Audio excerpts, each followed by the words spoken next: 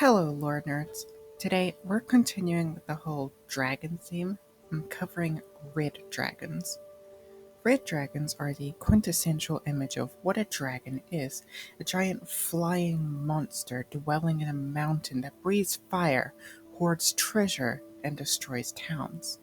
They're so infamous that I doubt I even really need to give an introduction, so let's just get into the juicy stuff.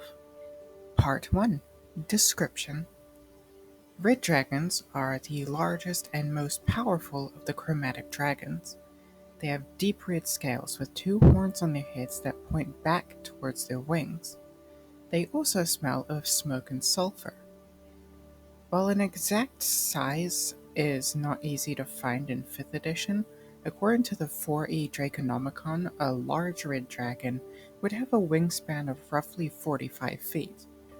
Red dragons believed themselves the pinnacle of dragonkind, while other species being impure and inferior. They valued avarice, ferocity, and vengefulness. While they cared little for other dragon types, they watched out for news of other red dragons nearby. If they believed that their own achievements and treasure were greater than the other red dragon, they would sit smugly in their lair content. If that was not the case, however, they would fly into a rage, destroying the surrounding area until they were sure that they had outdone their rival. They absolutely hated signs of weakness in other red dragons. If one showed any weakness, any fragility, other red dragons would descend upon its lair, stealing its treasure and most likely killing it. If one could not protect what they had, they did not deserve it, at least in the eyes of the red dragons. They are highly territorial, as you can probably guess. If they learned of another dragon in the area, especially another red dragon, conflict would be inevitable, and usually to the death. Often, most dragons simply avoided entering a red dragon's territory. As everyone knows, red dragons possess a powerful fiery breath weapon. Usually, a red dragon prefers fighting with its claws and fangs, saving the breath weapon for dangerous foes or annoying large groups of enemies. They will especially avoid using it on weak enemies in its lair to avoid destroying its treasure and the treasure its enemies possess. Part 2. Ecology. Red dragons make their lairs in mountains, often in the northern regions of Faerun, around the Anorok Desert and the spine of the world. Their preferred spots were deep caverns and caves within these mountains. They also very much enjoyed volcanoes, relishing in the intense heat.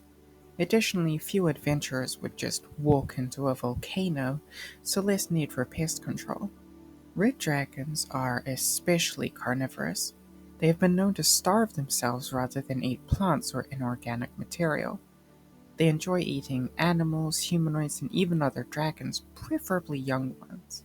Now, despite being very antisocial, they do need to mate every now and then. This is initiated by females when they get the urge, usually about once a century. She looks for the nearest red dragon with a good hoard and power, and thus no males turn down the advances as it's a sign of prestige to be chosen, like direct confirmation that you're better than all of the nearby dragons. After mating, the male abandons the female to raise the young. The female would then fiercely defend eggs, but not with her own life. If she was in mortal peril, which she would just leave. The average clutch has about 4 eggs and an incubation time of 270 days. Once these young reach the young adult stage, the mother then chases them out of her territory. Like other chromatic dragons, red dragons live in cycles of activity and hibernation. Red dragons would often seal themselves within their lairs for over 10 years at a time. During activity periods, they are ferocious hunters, overfeeding so that the local population does not ever exceed ecological stability. If it wasn't for the decade or so of hibernation, all local fauna would probably be wiped out by the hungry red dragon. Part 3. Famous Red Dragons. So I've decided to add this little section talking briefly about some notable red dragons.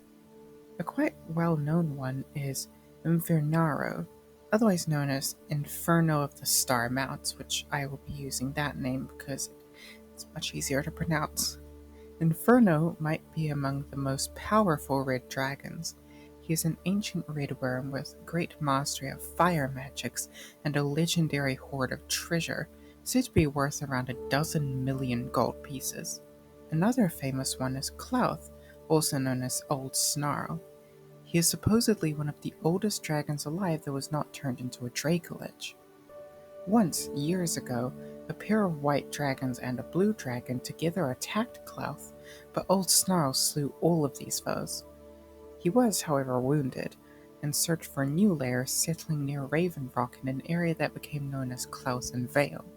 Now, Chesar is quite interesting.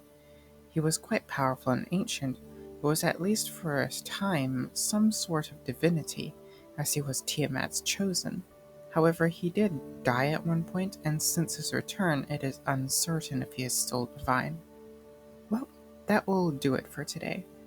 I hope you enjoyed this dive into red dragons, and if so, watch out for next week's video. Thank you for watching.